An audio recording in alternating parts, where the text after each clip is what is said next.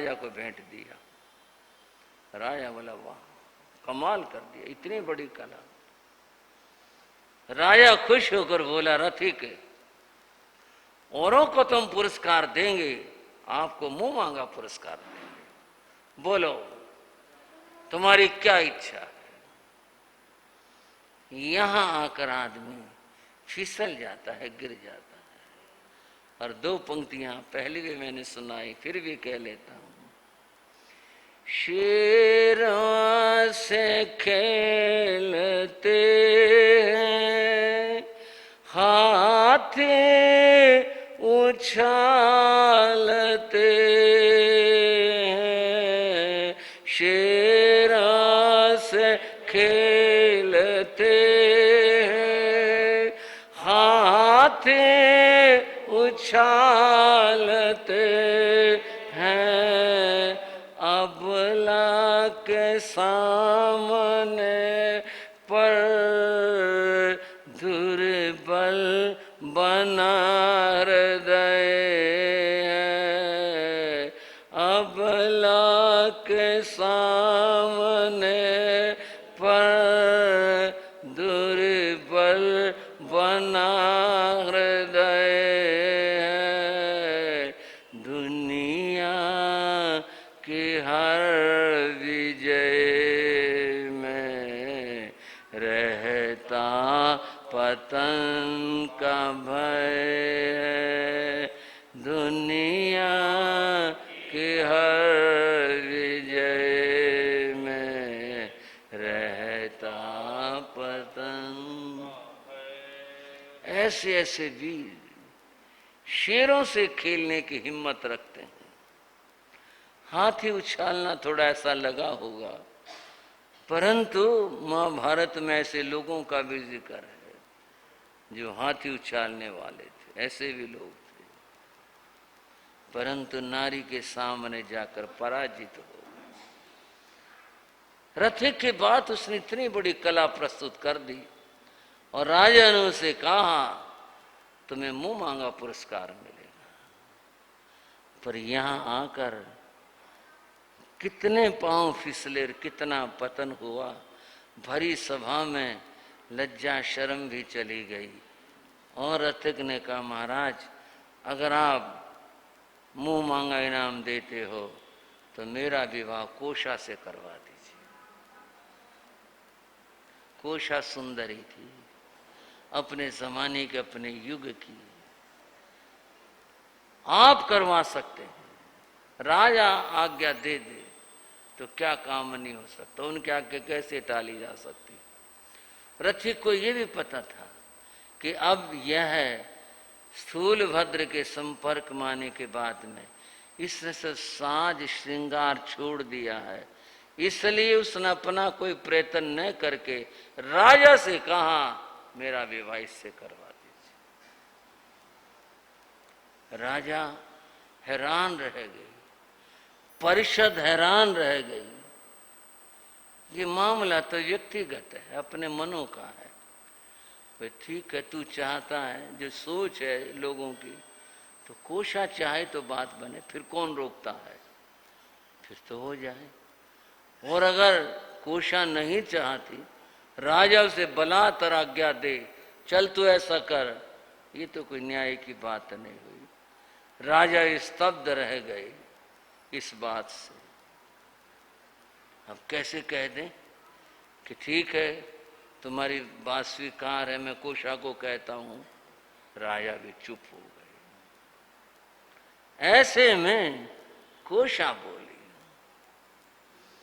और कोशा ने कहा रथिक तुम्हें अपने कला के ऊपर बड़ा अभिमान है और अपने कला के बदले में पुरस्कार में तुमने मुझे मांगा है, पर मेरी भी एक प्रतिज्ञा थी, अब तो पूरी तरह से मैं दुनिया से हट चुकी हूं। पहले मैं उससे विवाह कर सकती हूं जो मुझे हरा दे। इस बात से रथिक को बल मिला।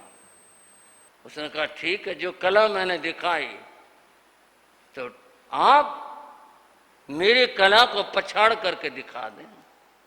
ये कोई कला है? कोई बहुत बड़ी बात हो गई? तो और आप इसे छोटी बात कहती हो? कला तो आपने देखी नहीं है।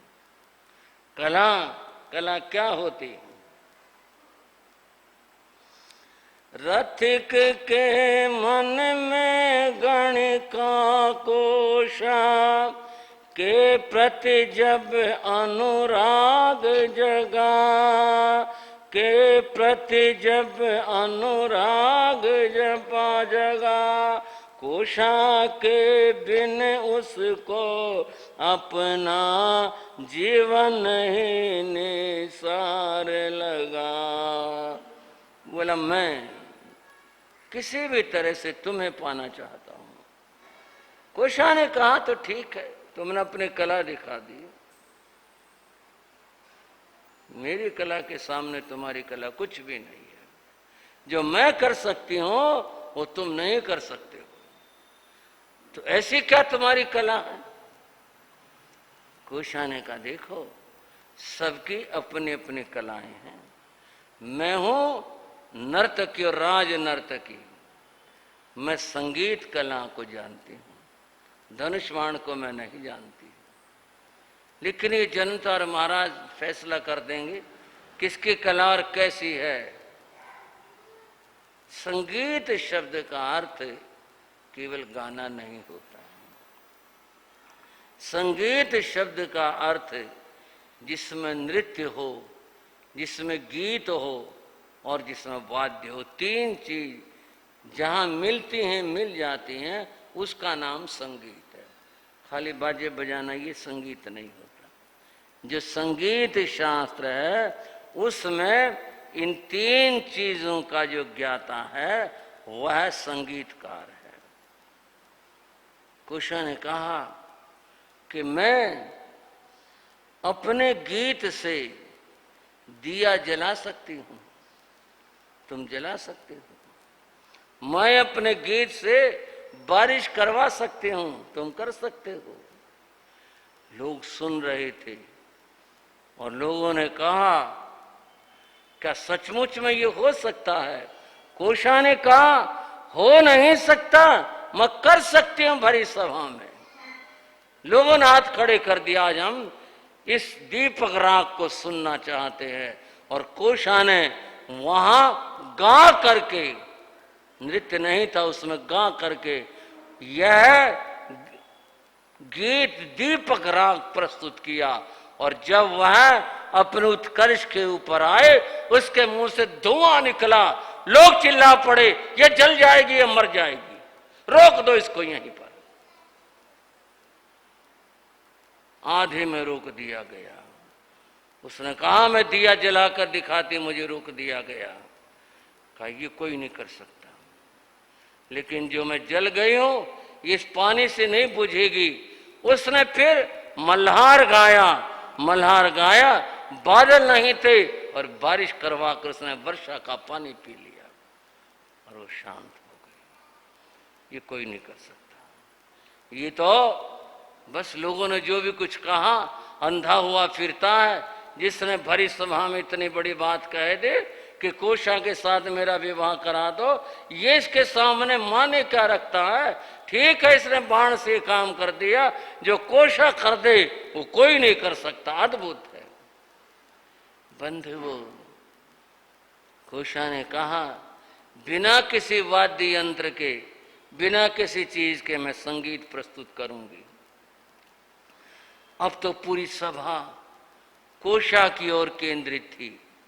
उसने छोटे छोटे घुंघरू 100 उस पांव में बांधे, 100 उस पांव में बांधे और बोले जब मैं अपने पांव को थिरकाऊंगी तो एक एक घुंघरू की ध्वनि अलग अलग होगी। कोई अगर माई का लाल इसमें हो गिन के दिखा दे कि, और सारे घुंघरू अलग अलग आवाज में बोलेंगे, कोई गिन करके दिखा दे।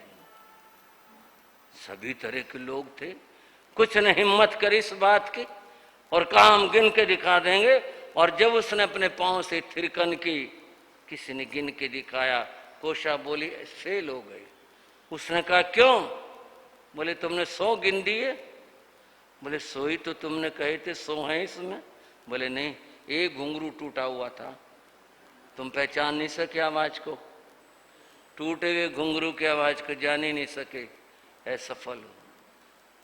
बंधुओ, पूरी सभा और राजा कोशा के संगीत को सुनने के लिए आतुर थे, और तब वह अपना संगीत का जो अंतिम दृश्य था वह प्रस्तुत करती है। उसने दासे से कहा, दासे एक कांसे की थाली लेकर के आओ और उसको सरसों के दानों से भर करके लाओ। वह सरसों के दानों से भर करके लाए कांसे की थाली, जो इतनी चिकनी होती है, कोई चीज रखो और फिसल जाए, वह लाए।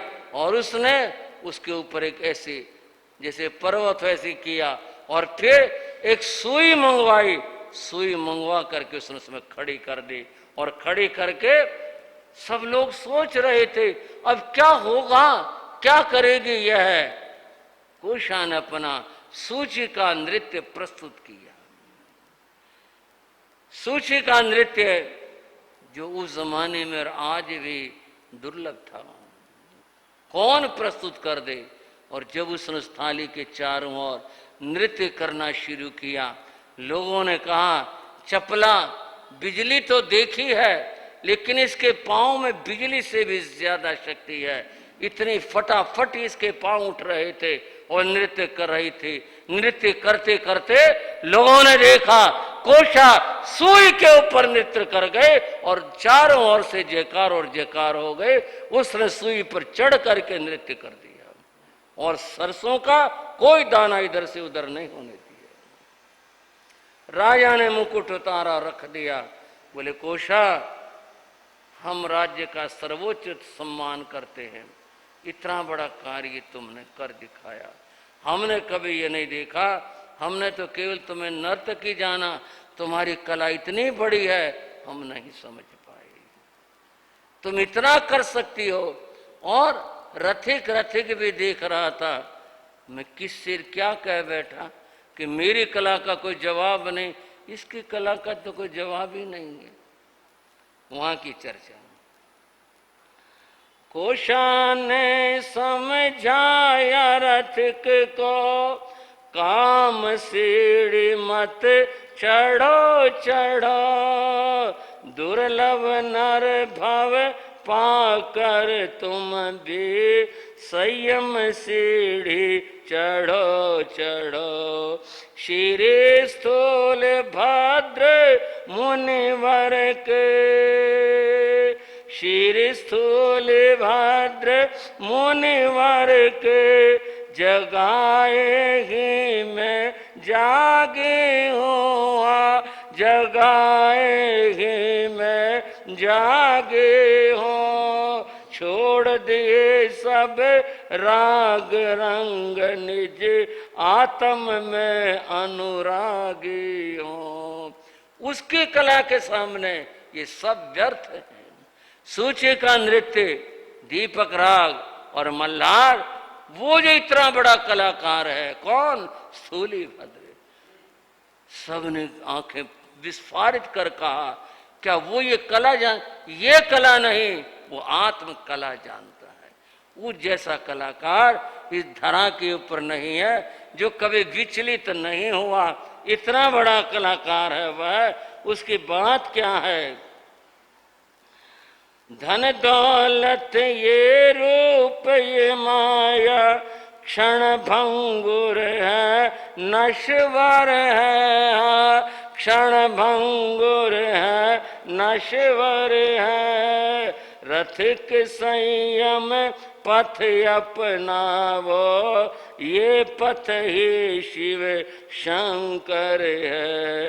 रथिक भी जा स्थूल भाद्र से, रथक भी जा स्थूल भाद्र से, जिन मत दीक्षा पाते हैं, जिन शासन गौरव गाते हैं, जिन शासन गौरव गाते हैं, जिन शासन गौरव गाते हैं, जिन शासन गौरव गाते।